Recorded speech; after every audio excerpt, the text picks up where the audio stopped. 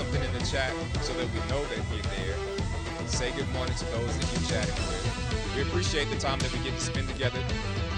Tuesdays at 10, Thursdays at 10. The deeper dive gives us the opportunity to attend to the word that God has given us. We've determined to be people who are most blessed. blessed.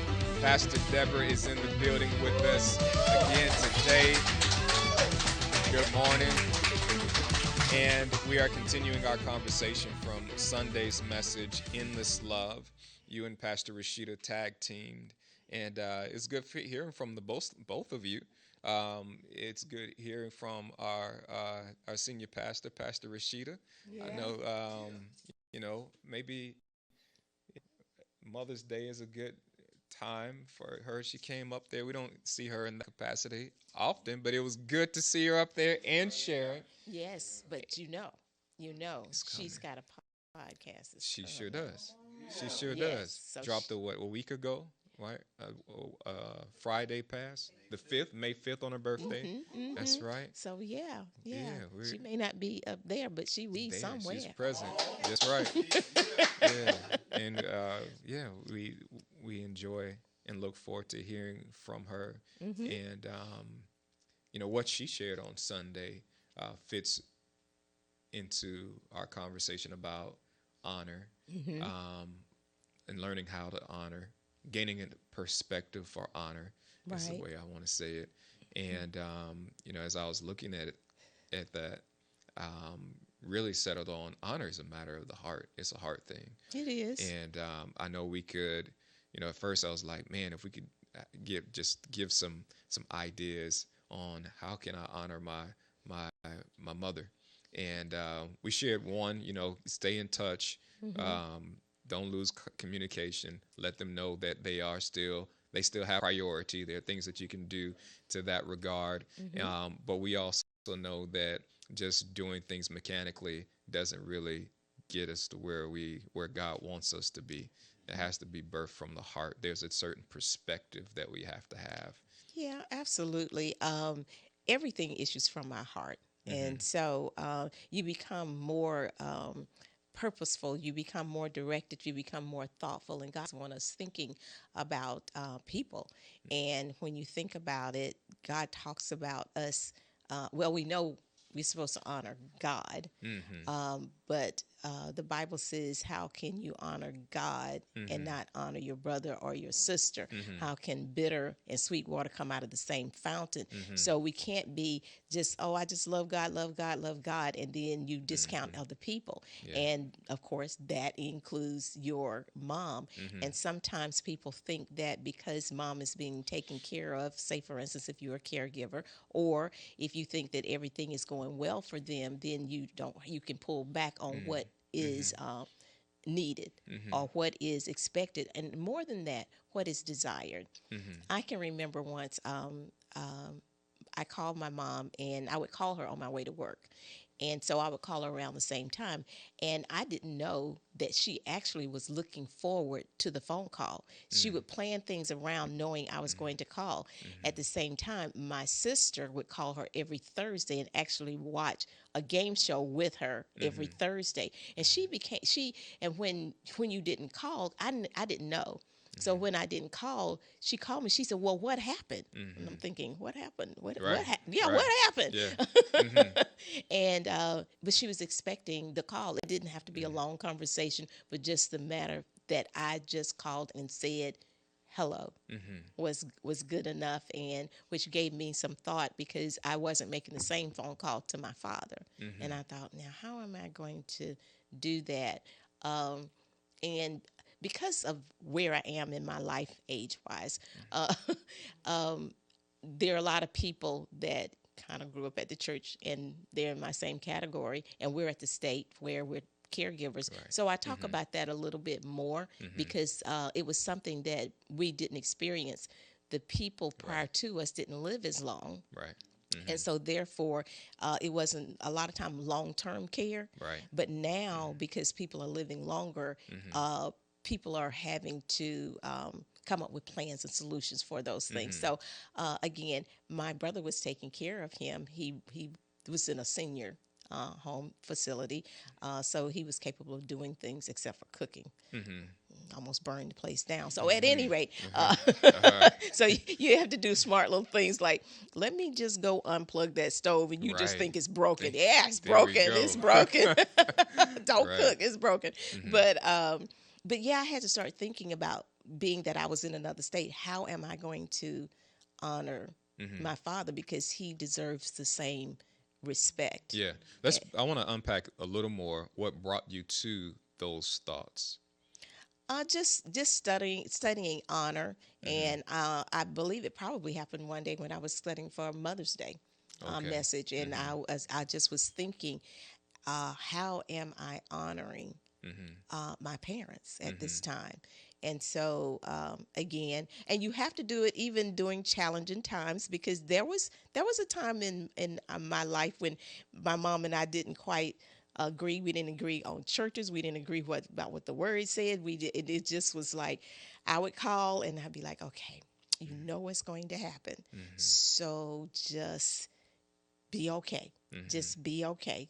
And just let her say whatever she had to say. She would, because of course that didn't change what I thought or Mm-hmm. what I believed, but I respected her by hearing her say whatever it is she wanted to say. You shouldn't be going to that church. I don't know why you over there. I'm like, okay, all right, okay, 5 minutes. I'm gonna give her 5 minutes. Mm-hmm. Mm-hmm. I'm gonna give her 5 minutes, and yeah, mom, I love you, and she still loved me. It wasn't that Right. she didn't love me because Mm-hmm. of these things going on, and sometimes we have to Yeah. take our feelings off our shoulders Yeah. Mm-hmm. and be able to display the honor and respect that you should towards your parents. So Mm-hmm. again, yeah, I just was studying it, and then God just had me to look at it and say, are you doing the same for your father? I didn't do That's the good. same thing. I did it in what Mm-hmm. was good for him. Mm-hmm. And so yeah. That's good. So it was birth out of your relationship with God Hmm. is He's showing you these things. Hmm. This is something that I need to do. Absolutely, Okay, absolutely. So yeah. that's good. All right.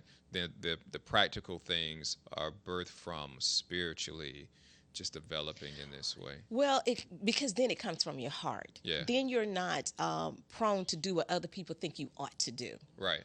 and then that could be some type of a tangled web when Mm-hmm. everybody else is telling you what you ought to do. Right. And so let's talk about that because on the when you talk about doing what you ought to do based on the opinion of other people or what you see other people doing, Hmm. the other side of that is we see this relationship, mother-child relationship, can become so common to us because we've seen it. Hmm. We grew up in it. Hmm. Everybody around us has it, and then because it's so common, we can treat it common, Yes. and we just get into the routine of basically just receiving, receiving, receiving, right?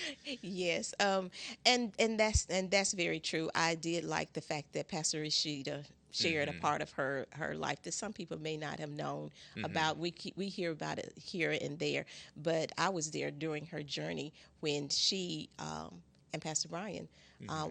desired to have a child. Mm-hmm. Initially, I thought they were just waiting to, so I wouldn't ask them, because Mm-hmm. to be honest with you, sometimes that is the worst question Yeah. you can ask a person Right. who's been married for some time, Yeah. and you're saying, so when are you going to have children? When Right. are you going to have children? Right. And they're trying, Yeah. but they don't care to share. Right. What's happening, and Mm-hmm. they're around a lot of people who are having children. Mm-hmm. As a matter of fact, Rashida was pregnant at the same time that Crystal was pregnant, and Ashley. Mm-hmm. So all three of them were pregnant at the same time, Mm-hmm. and then they lost their baby, Mm-hmm. and so that was a difficult time for her. I understood because I actually lost my first child as well, Okay. and Mm-hmm. so I understood what she was going through and what she was facing, Mm-hmm. and even getting pregnant again, the fear of, what if I can't carry this baby, which then causes a different mindset to take place. Mm-hmm. So when their child Amber was born, they consider her as very special. They consider her a promise. They consider her as a gift. Whereas sometimes when you just have children, you have to remind yourself Yeah. that this is a gift. Right. Uh, Yeah. you're from God. Hmm. You are a reward. Right. As you grit your teeth and that Hmm. type of thing. Whereas for her, that's not how it is. Right. Because the journey here was challenging. Exactly. Yeah. Exactly. So I'm reminded Mhm. every day when I see you Right. that you are a blessing from God. Hmm. And so, and that help change your mindset. Hmm. And as you go on in life, as you mature in life and you listen to God about your relationships, He'll tell you those types of things. Because me having 4 children, 2 of them, let's see, the first 2 are 15 months apart. Then it was 4 years. And then the last 2 were 15 months apart. Right. So to me, I felt like I had 2 sets of twins. Hmm. And they would come in the house. Everybody's talking at the same time. Of course, I've been to work. I want y'all to be quiet. One at a time. Oh, my God. Right. And then I talked to my supervisor. We were talking about children, home. And she said, it must be really wonderful in your house. And I thought, how so? Why you say that? Why you say that? She said, because you got all those different personalities. She said, it must be fun to go home and watch Yeah. the different personalities come out and seeing them develop. Mhm. And that changed my mind that day. So Yeah. when I went home, I just let them all talk at the same time. Sometimes they're like, I'm talking. I'm like, I have 2 ears. It's Yeah, good. yeah. And so, Look at that. That's a good. so Write I that have down. 2 Write ears. that It's down. okay. And so Right. they would, because they all wanted to share their day, and everybody Right. wanted to be first. So I would catch a little bit here, a little bit here, and I would tell the other one, did you hear what they said? And just get everybody involved. So I changed my perspective concerning my children at that moment, because I thought, you know what? It is lively in my house. They all do have different personalities, and watching those personalities come together, and sometimes come together and explode. But again, Right. Hmm. but again, all those things cause you to appreciate Hmm. that God allowed you to have children, and raising them in such a way. I think it is in Proverbs 31, where it says, your children will rise up and call you blessed. Yeah. Hmm. And so I believe they call me blessed. Yeah, They I better think so. call me blessed after all I put in. I'm just kidding. Line them up. Bring them in here. Let's see. Yeah. Wow. Perspective matters. It does. Perspective matters. And from your example, and I think we've all had moments where we can relate. Sometimes it doesn't take a lot to have a shift in perspective. Right. Like the comment from your supervisor in that moment shifted perspective. Yep. But perspective matters, and we want to develop a perspective, or that we see our children, we see these relationships the way that God sees them, right? Right. It helps when we're able to, again, get past just this. It's not common, but God has a purpose, a stated purpose, a written purpose and plan for your children and for these relationships. When I'm Yeah. able to connect that purpose and keep that in mind, I think it helps my perspective. Well, it's sprinkled through the Bible. If you look at the book of Malachi, he says, why did I bring a man and woman together? He said, I wanted a godly seed. That's right. And of course, I threw that in God's face a lot, especially Yeah. when they became teenagers. They This is your seed. you wanted them here. Right. You wanted them here. Right. So you're going to have to grace me to handle them the way you want me to. And then it tells you to raise a child in the way they should go. Well, if you need a different translation, it says raise them in their particular bent, Yeah. which means that you have to watch your children. Right. You have to know who your children are. You have to know the personality. You have to know when things shift in their lives. It's a consistent looking and watching and seeing when they change. Yeah. And you have to change when you note the change. That's good. Or you note the change and you need to know my child changed. Who have they been around? Who's been speaking into their life? It's almost like God said to Adam and Eve, Right. who told you that? Right. Who's influenced you? Who's influenced you? Who told you that? That's a good point. So one way to overcome common is through observation. Like Absolutely. being watchful and you're being watchful to make sure that you're aligned Yes. with the way that you see it, the way that you're thinking, and then your observation then fuels your next move. Yes. And then sometimes you just call your mama. But I don't know what to do, Mama. Exactly. Tell me. You know, it's so funny because normally they say, Yeah. well, they're acting like you. You. That's What would you do with yourself? that's but yeah, that's very that's true. such a true statement. I wish. I mean, I would hope that soon, like every parent realized that more and more, them kids just like you. They just like you. I think they, and we've heard it before, they just dial it up a little bit in either direction. It's just like Exactly. you, just dialed up a little bit in either direction. That's been Absolutely. so helpful to me. Well, it has. I watched some things my girls doing. It's like, okay, that's me. Right. That's Yeah. That's right. me. And yeah, I know what you're thinking. I know what you're thinking. Right. It's just interesting. Sometimes I'll be studying some things and talking to people about their children, and I think, I wish you told me this stuff. God, how is it now you just not telling me this stuff concerning children? It could have been a whole lot easier, Yeah. more peaceful had I, known some of the stuff that God is revealing to me now. I'm like, so what's That's what's the good. purpose of it now? But I have grandchildren, so You get to do it again. get to do it again and again. It can be fun looking at your child's particular bent and which way they're going, and what they're going to be, and trying to make sure that you s- s- sew into it, or just help pull it out of them.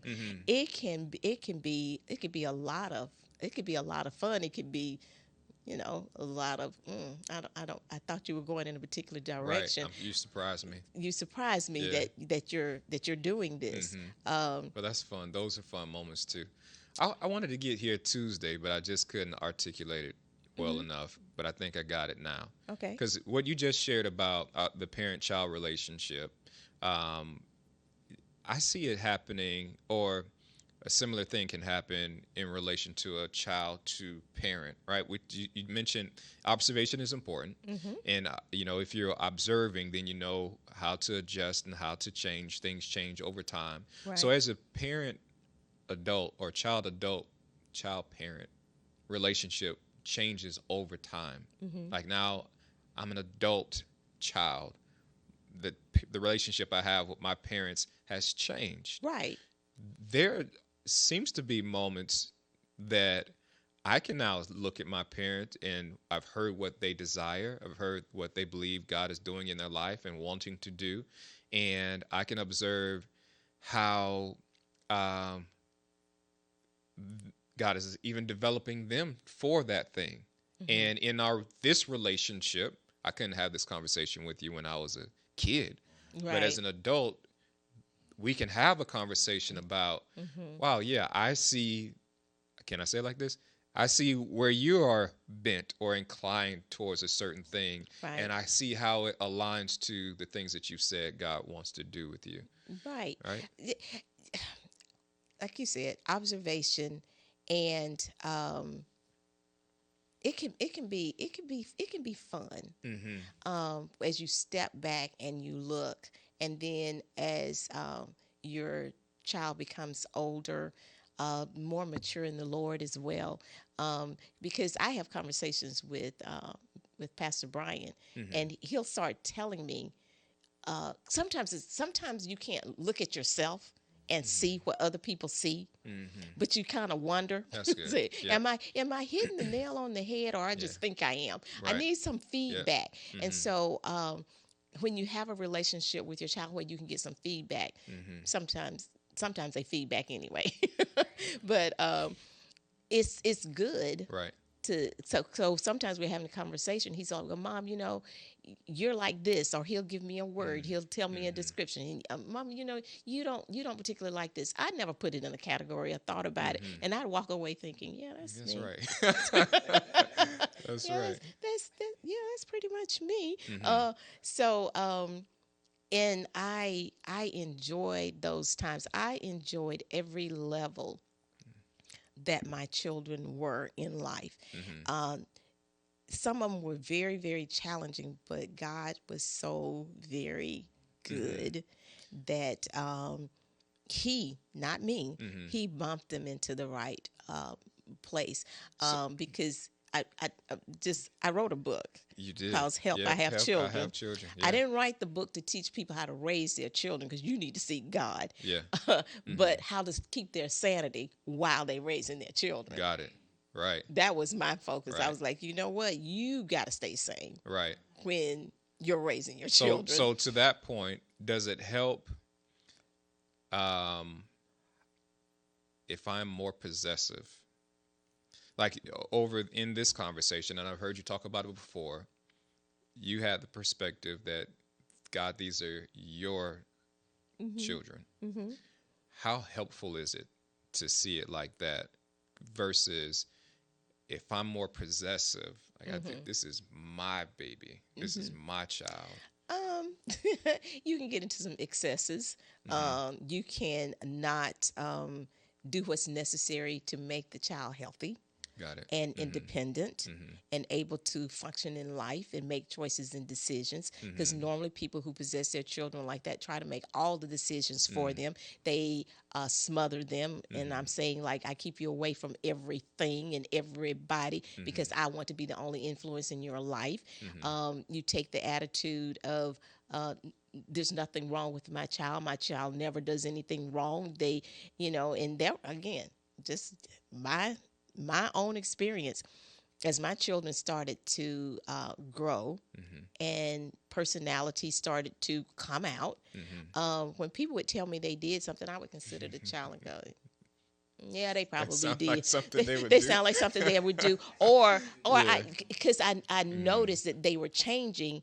It may have been something new, Yeah. but I could see them kind of tapping over into something like that, Yeah. and addressing it if it's necessary. I didn't address my children because people wanted me to address them.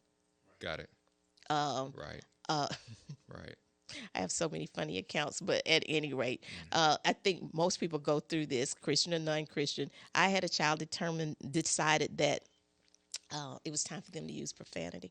They didn't even know what it was, and I don't even know where they got it from because they happened to be probably like 3.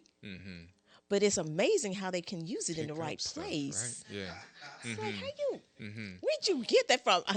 I'm monitoring myself. Okay, I know we don't let them watch TV shows like that. Right. The people I know, I don't think.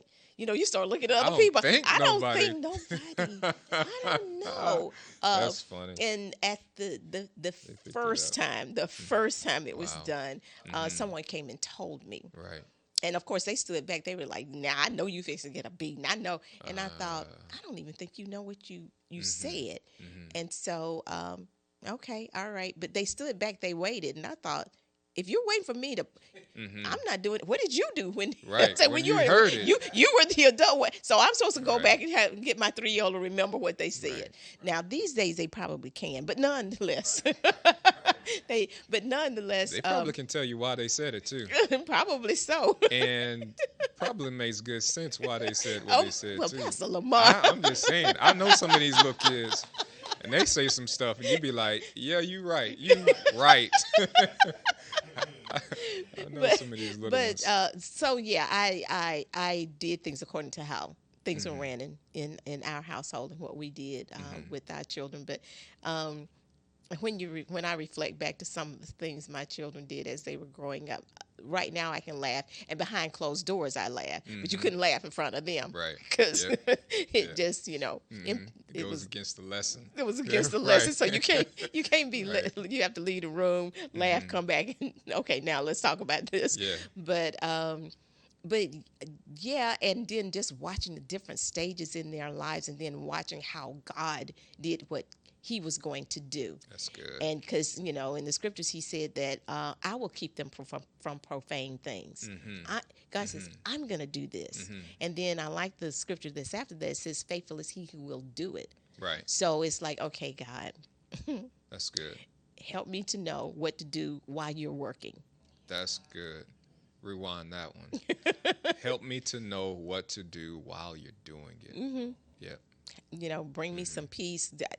Help me not to get overly involved. Help me to not address things that's not necessary, because we all know, why fight battles where there are no spoils to be won. Right. You go in, you talk to your child, and they looking straight through you at another wall. They can't even repeat what you said.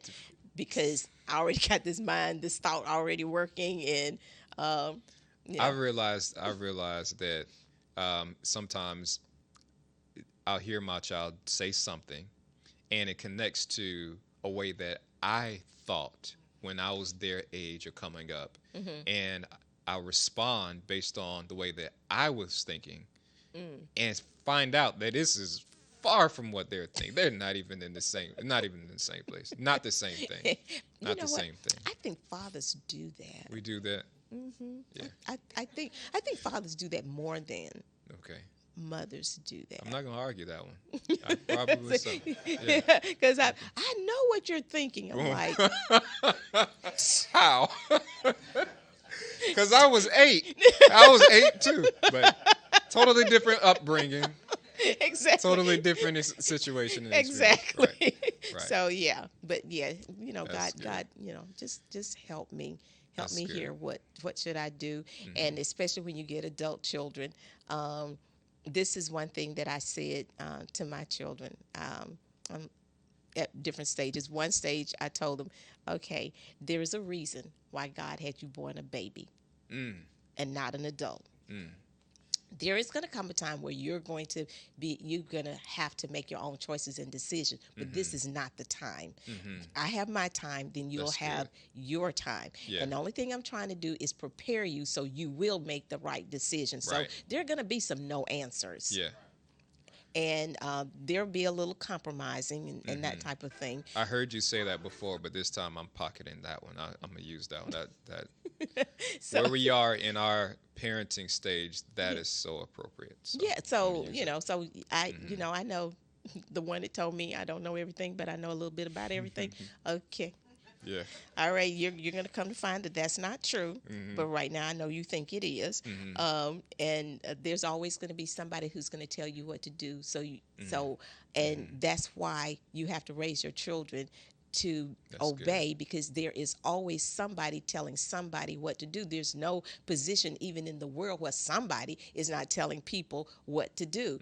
We have the president of the United States, but he can't just arbitrarily just make a decision. Right. Somebody's always going to tell you what to do, so you can't get upset because I'm telling you what to do. Yeah. Let me help you, through that process. And then as they got older, I told them, okay, I understand that you are at adult stage. So if I tell you what to do, understand I've been practicing this for so long Wow. Yeah. that it's automatic. But I promise you, I'll catch myself and offer you counsel or advice, whether you can take it or not. So there were times when I'm like, no, you shouldn't do that. I'm sorry. Let me tell you why I particularly wouldn't do it, and you might consider this. And so I had to wait for that stage, and that's where I am with my children. That's why I said I don't get in unless I'm invited in. Yeah. Yeah. That's good. And that's good to end right there. I want to emphasize the level of trusting God that goes along with that. Oh gosh, yes. God's said what He said. He's made His promises. He got them here for a reason. And Lord, I'm gonna trust you. You know best. Exactly. You're not mismanaging any of our lives. Absolutely. Including my children. Absolutely. Let's go. It's a good day. It's a good Thursday. Yes. It's a good Thursday. The weekend is approaching, and there's some wonderful things happening this weekend at Revealing Truth Ministries. Stay plugged in. Stay tuned in to all of it. But as you go through this day, go through it knowing that God loves you. We love you. Keep attending and keep being Most blessed. We'll see you soon.